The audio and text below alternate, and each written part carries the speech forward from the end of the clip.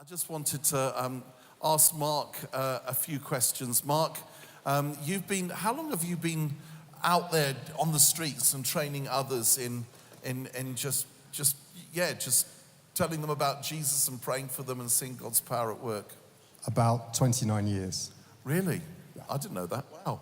That's since I was 3. That's amazing. And what got you, actually, out of interest, what got you started? Jesus. Just encountering him, encountering his love, seeing what Jesus does and wants us to do, and following him. And if you follow him, he'll lead you to broken people. Yeah. And he led me out into the streets. Wonderful. And I just love to hear a couple of stories, maybe even from the last few weeks of... Yep. Tell us. So just the Saturday before last, because I wasn't on the streets Saturday, I was flying over here from Northern Ireland. We were on the streets, and a woman outside the town hall, where we've been doing healing on the streets for the last 12 years, every Saturday without fail, regardless of the weather. We kneel in the snow and the ice, and those very rare occasions, sunshine. And a woman came, and she hadn't been able to bend her knee for a whole year, and she was instantly healed to her amazement and joy. And a man so that was an instant healing, but a man who we'd prayed for twice returned to tell us that he'd been healed of multiple sclerosis that he had for 12 years. That's amazing. Yeah. And on the Sunday, a man also that we prayed for on that day, who was significantly touched and healed, actually came twice on the same day for healing, came into church on the following Sunday and told us he'd given his life to Jesus because of experiencing him. Isn't that wonderful? Now, you've seen this a few times, because I've heard many stories. And like when you prayed, for example, for that lady, you guys, were you feeling much? How much is it, right, this is an act of obedience, we're going to go for it? And how much is it you're aware of, he's going to do this now, or how does it work?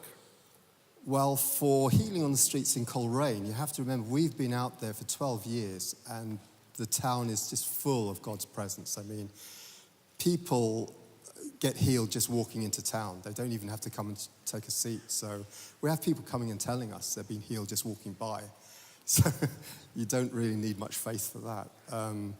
But, you know, we simply just pray our best prayer. That's all we're required to do. We leave the rest to God.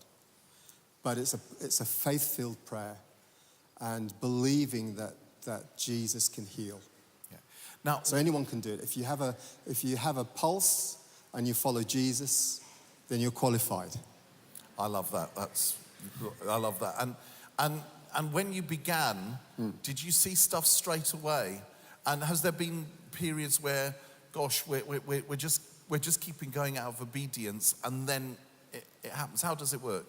How does it work for you? Well, you have to press it. I mean, personally, I didn't see people healed at the very beginning, but I knew that, you know, my experience wasn't lining up with God's word, but I believe in God's word, and I kept pressing in. And, you know, sadly, there were a group of intercessors, very elderly ladies who became ill. It was their time to go to be with the Lord, and I would go and visit them in hospital. I'd pray my best prayer, and they would all die.